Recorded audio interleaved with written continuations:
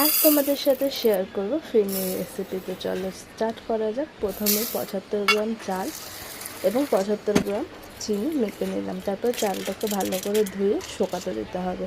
শুকিয়ে গেলে গ্রাইন্ডারে গ্রাইন্ড করে নিতে হবে, পুরো সুজির মতন যেন হয়, পুরো পাউডার না, সুজির মতন। দেখতেই পাচ্ছ তোমরা। তারপরে এটাকে অল্প দুধ দিয়ে কিছুক্ষণ ভিজিয়ে রাখতে হবে, এই কারণে যাতে যদি আমরা চালটা ডিরেক্ট কড়াইয়ে দিই তাহলে দুধের মধ্যে দিলে দানা হয়ে যেতে পারে। একটা পাত্রে মাটির ভাঁড়গুলোকে ভিজিয়ে রাখতে হবে কিছুক্ষণ। তারপর কড়াইয়ে দুধ বসিয়ে দিতে হবে, দিয়ে কনস্ট্যান্ট নাড়তে হবে। একটু ফুটে উঠলে ওই ভেজানো চাল আর দুধের মিশ্রণটা দিয়ে এবার কন্টিনিউ নাড়তে হবে, না নাড়লে কিন্তু তলা থেকে ধরে যাবে।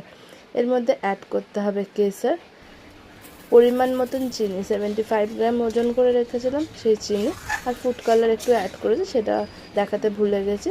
অ্যাড করতে হবে কেওড়া জল, দিয়ে সামান্য একটু নুন আর এলাচ গুঁড়ো দিয়ে ভালো করে তোমাদেরকে নাড়তে হবে। যখন শুকিয়ে আসবে তখন তোমাদের মাটির পাত্রে ঢেলে দিতে হবে। আর ওপর থেকে তোমরা চাইলে ড্রাই ফ্রুটস অ্যাড করতে পারো। আমি এখানে অ্যাড করেছিলাম কেসর, তোমরা কেসরও অ্যাড করতে পারো। তো দেখো আমার ফিরনি রেডি টু সার্ভ। তোমরা অবশ্যই জানিও কীরকম লাগলো রেসিপিটা, এবং লাইক আর শেয়ার করতে কিন্তু ভুলো না। আজকের জন্য